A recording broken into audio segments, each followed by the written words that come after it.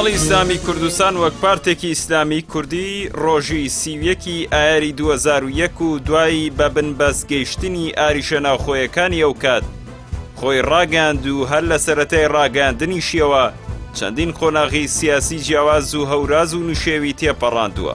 ڕوبەڕووی فشاری سیاسی و دارایی و ئەمنی جۆراوجۆر بۆتەوە بێ ئەوەی ئەم فشار و ئاڵ و گۆڕانە کاریگەریان لەسەر ستراتیژیەتی ئەو حیزبە هەبێت.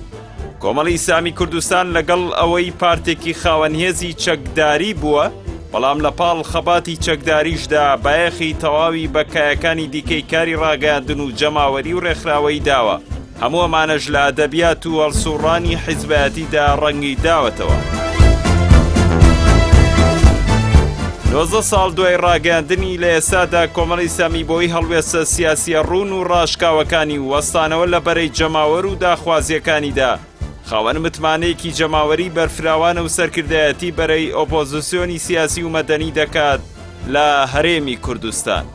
بۆ چارەسەری کێشە سیاسیەکان و دەربازبوون لە دۆخی چەقبەستوش کۆمەڵی ئیسلامی لە ڕابردوو ئێستاشدا پێداگری لە چاکسازی ڕاستەقینە و چالاکردنی دامەزراوە شەرعی و یاساییەکانی هەرێم دەکاتەوە و بە کلیلی چارەسەری قەیرانەکانی دەزانێت.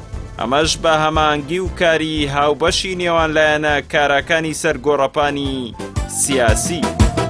من کۆمەڵی ئیسلامی کوردستانم. کۆمەڵی ئیسلامی لە سۆنگەی بڕوای بەکاری مەدەنیانە و بەشداری لە کای سیاسیدا لە دوای ڕاگەاندنی ئەو بەشداری لە سەرجەم هەڵبژاردن و هەڵ و گۆڕە سیاسیەکاندا کردووە.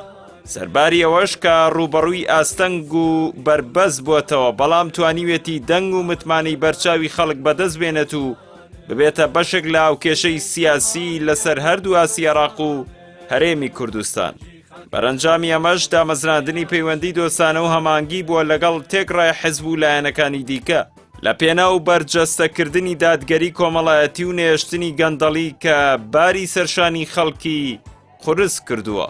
و مرۆڤ بوون و هاوڵاتی بوون بە پێوەەر نەگیراوە لە مامەڵەدا.